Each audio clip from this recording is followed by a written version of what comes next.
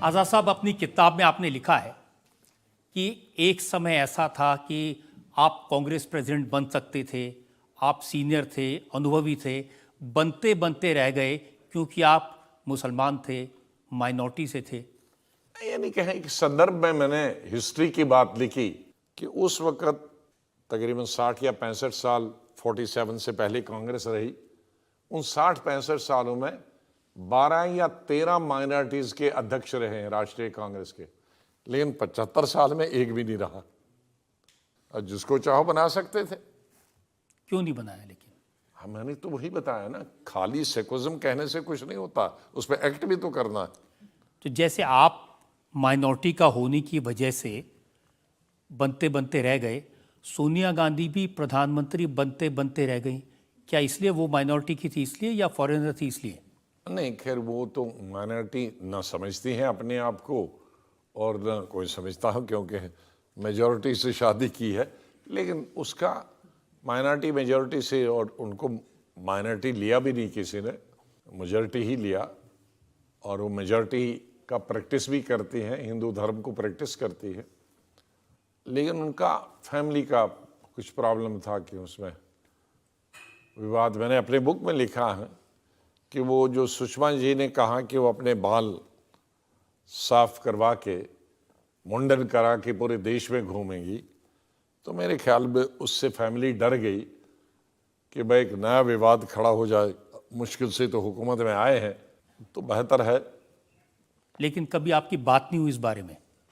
नहीं, मालूम है और फैमिली की चीज़ें, कई चीज़ें मैंने कहा कि मैं फैमिली पर नहीं आना चाहता हूँ और अच्छी बात नहीं मेरे लिए। नहीं, उस समय देखिए, मैं क्यों कह रहा हूँ आपने गुमराह किया। आपने एलडीएफ को, समाजवादी पार्टी को, बीएसपी को, इन सब नेताओं से आप मिले थे।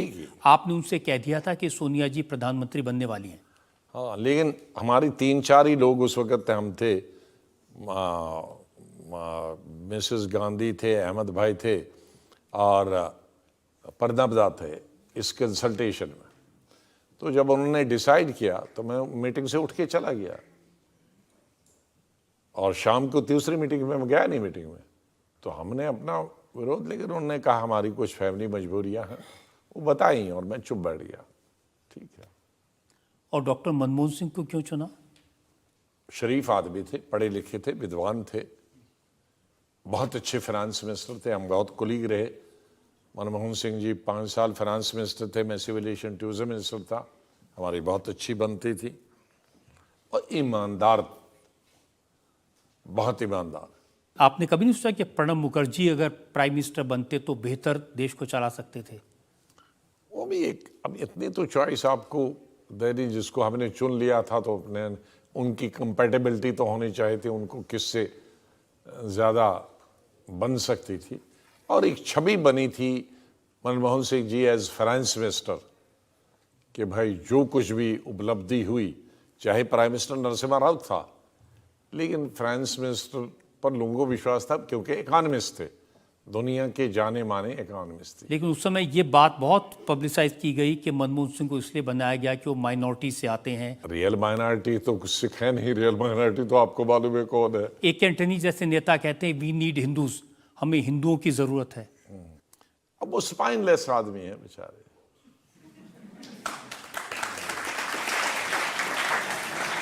जैसे कांग्रेस के स्पोक्स पर्सन सुरजेवाला ने कहा कि राहुल गांधी सिर्फ हिंदू नहीं हैं, जनेऊधारी हिंदू हैं। और फिर भी प्रो मोदी हम हैं, वो नहीं है।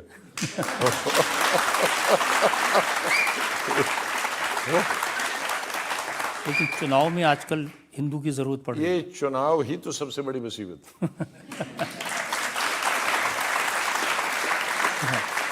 जनता में से सवाल, जिस तरह से कांग्रेस चल रही है, क्या 2024 में बीजेपी को चुनौती दे पाएगी? आपको क्या लगता है? देखिए, मैं कह सकता हूं लेकिन कहूंगा नहीं। कांग्रेस में इतने छोटे लोग आ गए हैं आज कि हर चीज को वो सच्चा सुनना नहीं चाहते। वो आपको मीर जाफर कहते हैं? है ना, मीर जाफर तो ये लोग हैं जो कांग्रेस में बैठकर कांग्रेस को डुबा रहे हैं। हम बैठकर भी बाहर, हम बाहर अपोजिशन में रहकर भी कहते हैं कि कांग्रेस सरवाइव करनी चाहिए। डेमोक्रेसी के हित में है, कांग्रेस वालियों के हित में। कांग्रेस वाले डिजर्व नहीं करते, लेकिन जमहूरियत के हित में है एक और नेशनल पार्टी होनी चाहिए। दो नेशनल पार्टियां वो तो होंगी। कह रहे हैं कि जमहूरियत है ही नहीं, लोकतंत्र खत्म हो गया, मोदी जी ने खत्म कर दिया, सबका गला घोट दिया। तो उसके लिए ये उनकी मदद कर रहे हैं। अगर मोदी जी ने, ये तो मोदी जी की मदद कर रहे हैं 24 घंटे। मोदी जी अगर 24 घंटे सत्ता में रहने के लिए हैं, कांग्रेस लीडरशिप 48 घंटे काम कर रही है उनको सत्ता में रहने के लिए। तो उनका सवाल रह गया कि 2024 में आपको क्या लगता है क्या नहीं होगा? नहीं, मैं अगर कहूंगा कि ये हार रहे हैं वो जोते हैं, अगर मैं कहूंगा बीजेपी जीत रहेंगे, कहते बीजेपी वाले हैं। मैं कहूंगा कांग्रेस आगे बढ़ रही, कहेगी ये कांग्रेस ज्वाइन कर रहे हैं। नहीं, लेकिन आप जनता को तो बता सकते हैं, चुपचाप बता आपको दीजिए, जनता कोई सुन पार्टी, नहीं रहा है। आपको भी मालूम है, आपको भी मालूम है क्या होना है, मुझको भी मालूम है क्या, इनको भी मालूम है क्या होने वाला है। आपने किताब में जिक्र किया है बेल्लारी का, जहां से आप ले गए थे सोनिया जी को चुनाव लड़वाने के लिए। हाँ, वो ठीक है, उसका मैंने जिक्र किया। अभी मैंने किया कि उसको मैंने इसलिए कहा था क्योंकि उसने वो वहाँ से लड़ी रही थी रायबरेली से। तो मैंने सोनिया जी को कहा कि आप रायबरेली से तो आपका फैमिली सीट है, कोई क्रेडिट जाए, आप कर्नाटक से साउथ से जीत के आओ, तो एक साउथ में कांग्रेस की मैंने हमेशा जो किया वो कांग्रेस के हित में किया। जब जीत गई तो कांग्रेस के हित में सोनिया गांधी को मैंने कहा कि भाई इंदिरा जी ने भी एक गलती की थी, अब आप गलती नहीं करना कि साउथ से तुम रिजाइन करोगे और यहाँ फिर अपनी कॉन्स्टिट्यूंसी पकड़ोगे। आप कर्नाटक रखो अपने पास और रायबरेली में प्रियंका को लगाओ, क्योंकि प्रियंका आपकी इलेक्शन इंचार्ज रही है, उसको जानकारी है। लेकिन दूसरे तीसरे दिन देखा कि उन्होंने उसको नहीं दिया और किसी को दिया। उन्हें बेल्लारी उन्होंने रिजाइन कर दिया था। हाँ, बेलारी से। तो एक तरफ केरला है, लेकिन एक तरफ प्रियंका गांधी को एक्टिव पॉलिटिक्स में आने में इतनी देर क्यों लगी? अब वो फैमिली का मामला है, वो भी अलग मामला है। मैंने बुक में नहीं लिखा है कि वो फैमिली का ही फैसला था कि बेटी को नहीं लाना है, सिर्फ बेटे को ही लाना है। लेकिन बाद में आई वो, लेकिन पीछे चलती हाँ, है। फिर वो जरा लगता है किश्ती चल नहीं रही एक से, तो चलो दो चलाएं। लेकिन प्रियंका की खुद की हमेशा इच्छा थी सियासत में आने की, हाँ बिल्कुल थी, और राहुल की नहीं थी। क्योंकि मैंने एमपी बनने से पहले मुझे कुछ पता नहीं है उनके बारे में। क्योंकि प्रियंका की इतनी है कि जब राजीव जी और मैं, जब राजीव जी प्राइम मिनिस्टर और प्रेसिडेंट थे, मैं जनरल सेक्रेटरी था, तो कभी कभी हमारे 2 बज जाते थे डिनर के बगैर। तो वो अंदर जाते थे और वहाँ से कुछ जो खाना है बचाता वो टेबल में ले आते थे। तो मैं कहा वहाँ सोए होंगे, तो वो कहता था नहीं, लड़की अभी इंतजार करती है। तो उसका मतलब है कि तब के ज़माने से वो देखती थी कि इसमें बड़ा मेहनत वाला काम है 2-2 बजे तक। तो और वो आती जाती थी कभी देखने भी कि ये इतने देर तक काम कर रहे हैं। तो एक एप्टीट्यूड मैंने उसमें देखा था। अब सुनते हैं कि क्योंकि सोनिया जी का स्वास्थ्य बहुत अच्छा नहीं रहता तो वो रायबरेली नहीं लड़ेंगी और प्रियंका वहाँ से लड़ें। अब उनके घर का मामला है, उसमें हमें कुछ कहना नहीं। आप तो घर को जानते हैं अच्छी तरह से। देखो, हम पॉलिटिकल बात कर रहे हैं, अभी हम घर की बात नहीं, घर की बात हम कभी उनकी नहीं करेंगे। सर, घर के उनके एक और मेंबर हैं रॉबर्ट वाड्रा। मैं उसमें बात नहीं करूँ। नहीं, उन्होंने ये कहा कि वो राजनीति में आना चाहते हैं। हाँ, ये तो सब उन्होंने कहा मैंने पब्लिक लाइफ पे इतना काम किया है कि मैं आऊँगा तो बहुत अच्छा परफॉर्म करूँगा।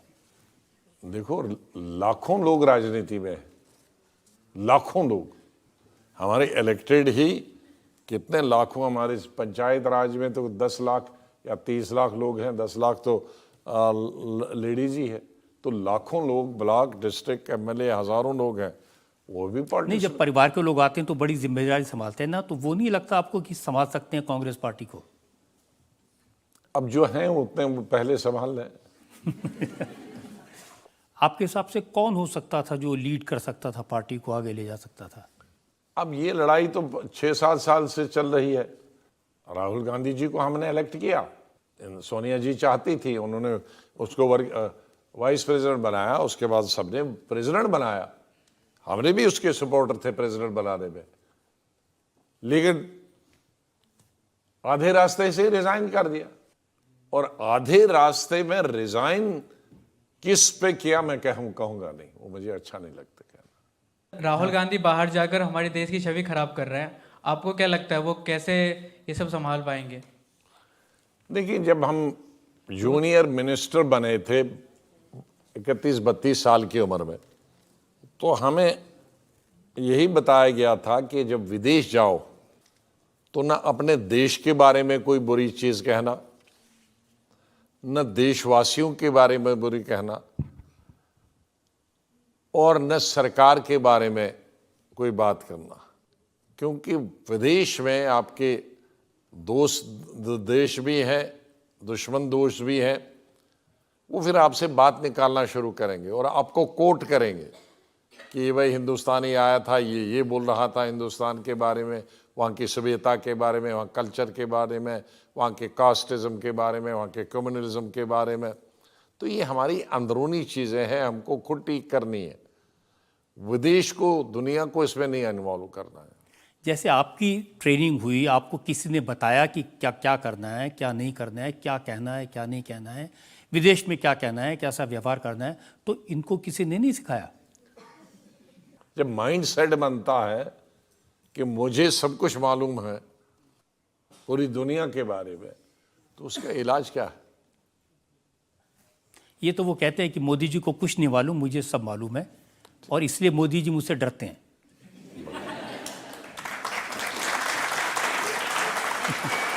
अब ये वो दोनों जाने कौन किससे डरता है।